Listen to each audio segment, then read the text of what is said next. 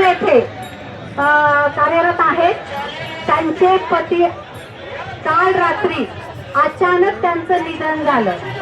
आता पुन्हा असं सांगायचं वाटतं, अत्यंत दुःखद घटना आहे. कारण त्यांचे पती जे होते ते लेखा वरिष्ठ लिपिक आहेत ते, आणि ते पण सुद्धा समग्रमध्येच काम करत होते आणि 2 वर्षापूर्वी रिटायर झाले. बघा, रिटायर झाल्यानंतरही त्यांना काहीच भेटलं नाही. आता त्या रिटायरनंतर त्यांना अक्षरशः त्यांची शारीरिक क्षमता कमी झाली आहे. डायबेटिस झाला, बीपी झाला, पॅरालिसिसचा झटका आला. त्यानंतरही त्यांनी उभारी मारली की माझी पत्नी कुठेतरी कायम होईल या आशेवर ते जगत होते आतापर्यंत.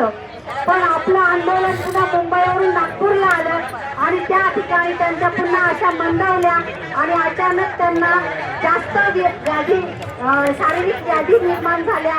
ते 8 दिवसापासून ऍडमिट होते आणि काल त्यांचं मेडिकवर या ठिकाणी अचानक निधन झालं.